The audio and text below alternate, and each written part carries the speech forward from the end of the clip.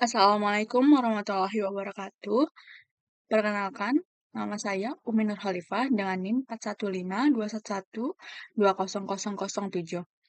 Dalam video ini saya akan mempresentasikan terkait notasi dialog dan desain. Adapun video ini dibuat untuk memenuhi penilaian ujian akhir semester mata kuliah interaksi manusia dan komputer. Sebelumnya apa sih dialog pada IMK? Dialog dalam konteks interaksi manusia dan komputer atau IMK adalah cara berkomunikasi antara pengguna atau manusia dan komputer.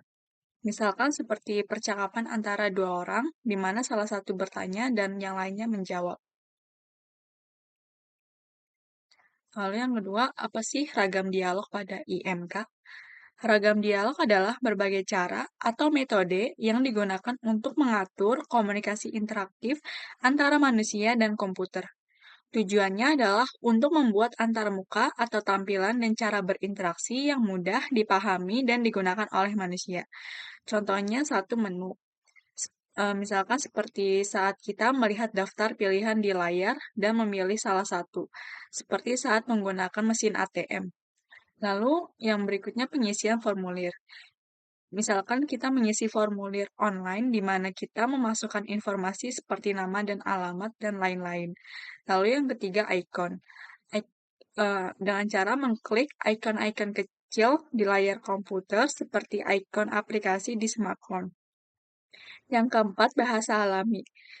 Seperti berbicara dengan asisten virtual seperti Siri atau Google Assistant. Lalu yang terakhir baris perintah. Misalkan mengetik perintah di terminal atau command prompt seperti copy atau dir. Lalu yang berikutnya aturan dalam perancangan dialog. Yang pertama, konsisten. Pengaturan informasi, icon, dan menu harus konsisten di seluruh sistem. Konsistensi membantu pengguna mempelajari dan menggunakan sistem dengan lebih mudah dan cepat.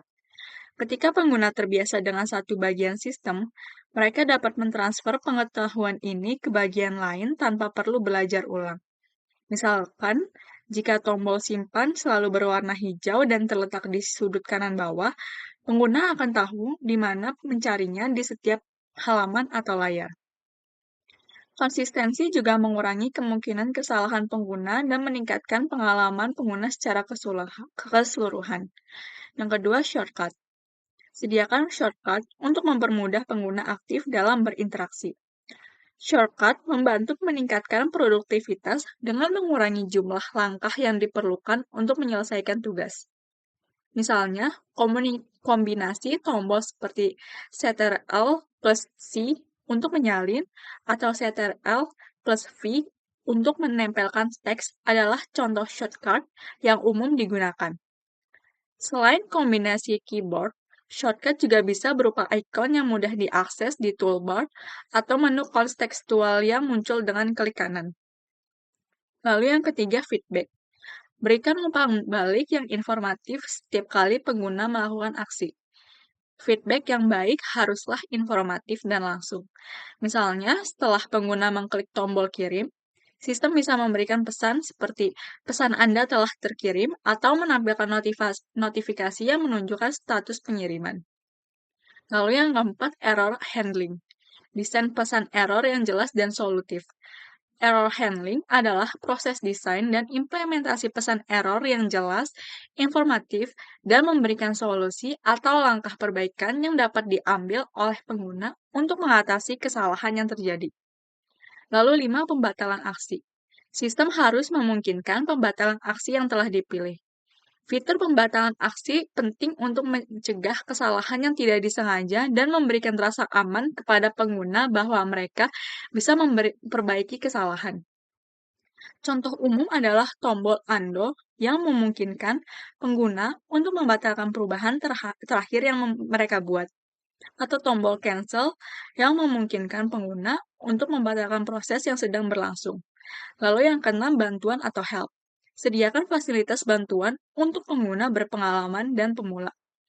Bantuan adalah fasilitas yang disediakan oleh sistem untuk membantu pengguna dalam memahami dan menggunakan fitur-fitur sistem, baik untuk pengguna pemula maupun pengguna berpengalaman yang bisa berupa dokumentasi online, tutorial, panduan langkah demi langkah, video instruksional, atau fungsi pencarian dalam aplikasi yang membantu pengguna menemukan jawaban atas pertanyaan mereka. Lalu yang ketujuh, bebas ingatan jangka pendek. Minimalisasi beban ingatan pengguna dengan desain yang efisien. Beban ingatan jangka pendek merujuk pada usaha untuk meminimalkan jumlah informasi yang harus diingat oleh pengguna pada satu waktu melalui desain yang efisien dan intuitif. Oleh karena itu, sistem harus dirancang sedemikian rupa agar pengguna tidak perlu mengingat banyak informasi sekaligus. Dengan menggunakan ikon yang familiar, memberikan petunjuk visual yang jelas, dan mengelompokkan informasi yang terkait.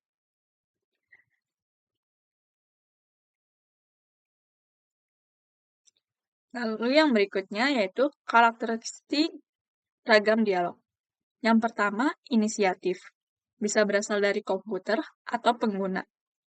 Inisiatif dalam dialog dapat berasal dari komputer atau pengguna yang artinya siapa yang memulai atau memimpin interaksi.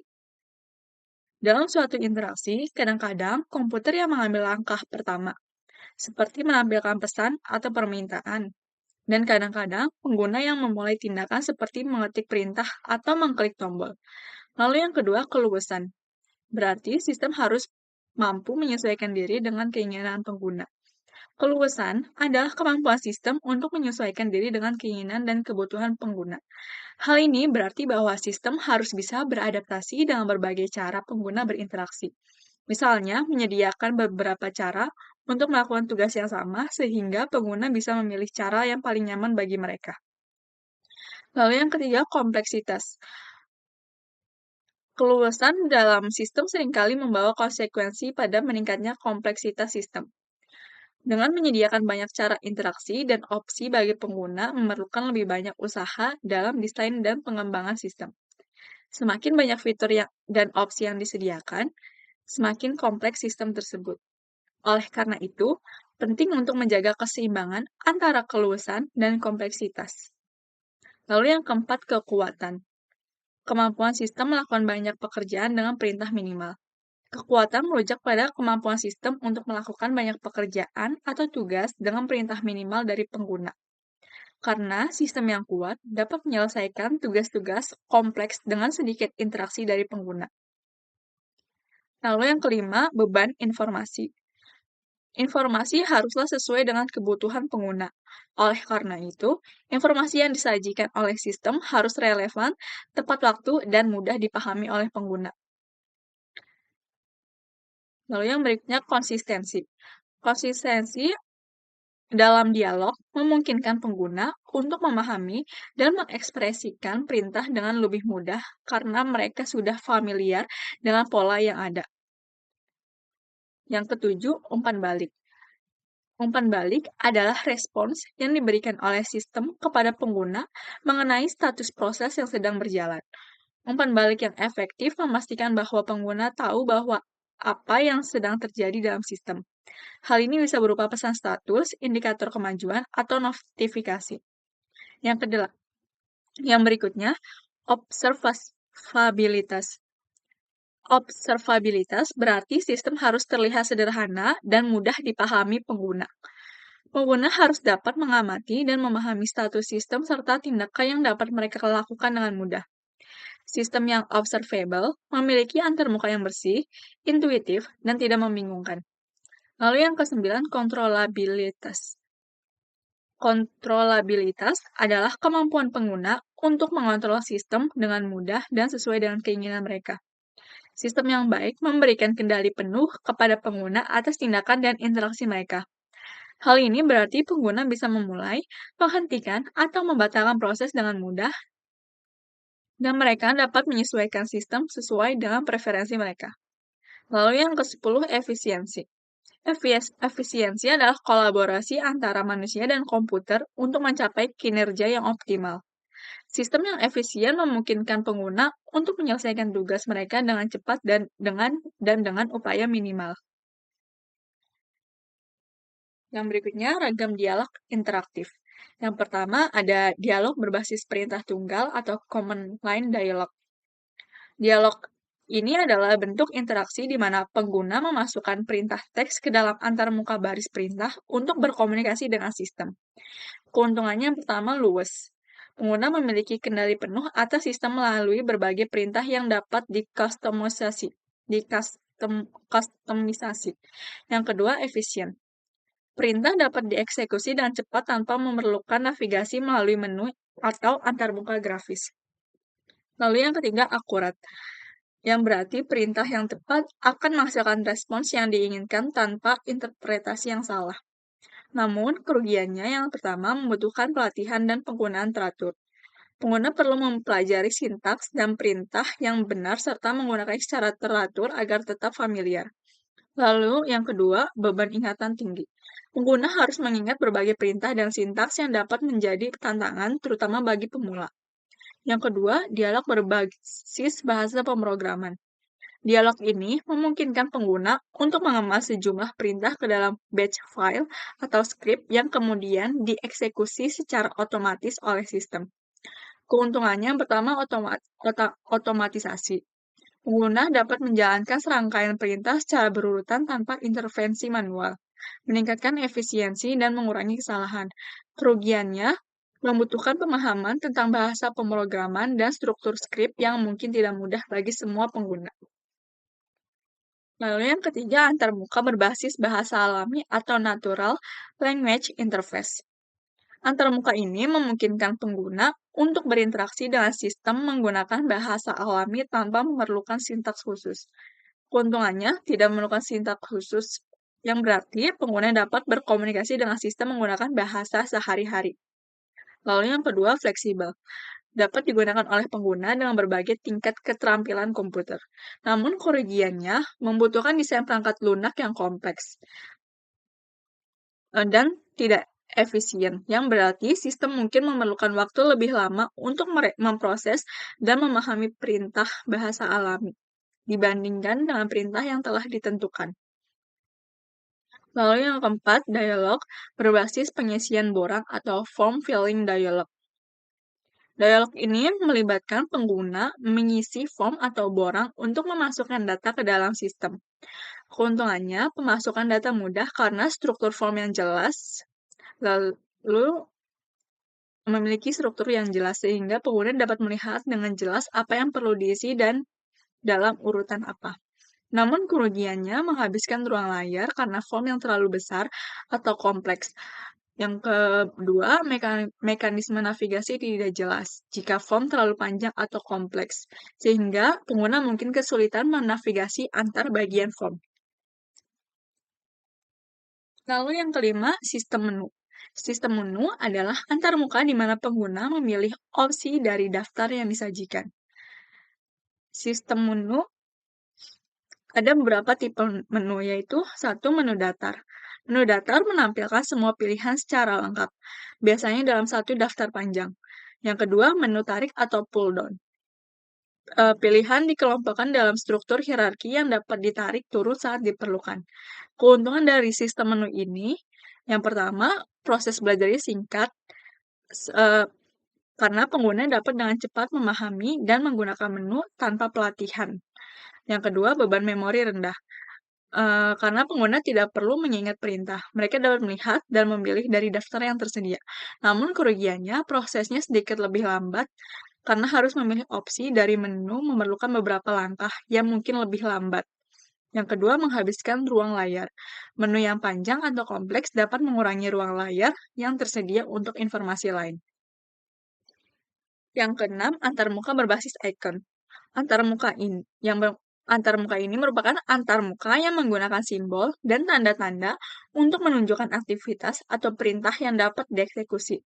Keuntungannya visual dan intuitif. Icon dapat dengan mudah dikenal dan dimengerti oleh pengguna. Yang kedua, menghemat ruang.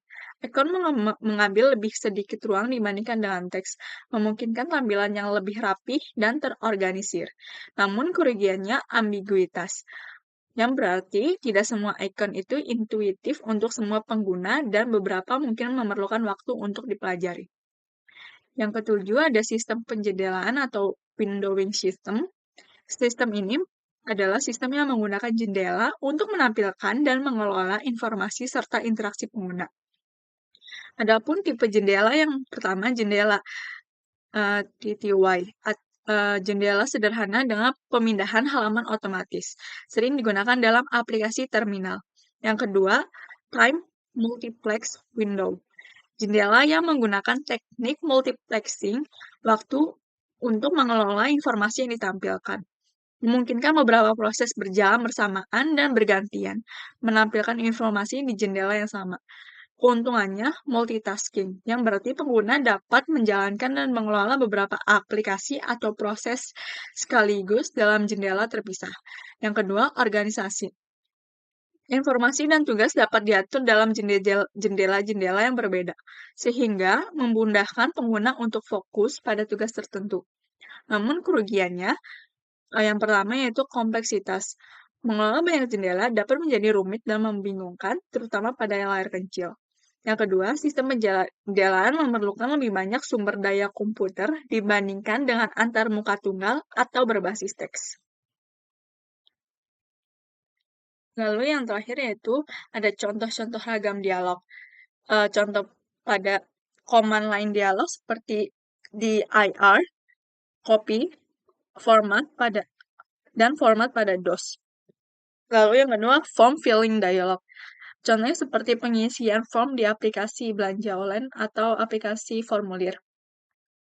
Lalu icon-based interface. Contohnya seperti icon di control panel Windows XP. Lalu windowing system, contohnya jendela TTY pada command prompt. Sekian presentasi dari saya, kurang lebihnya mohon maaf. Wassalamualaikum warahmatullahi wabarakatuh.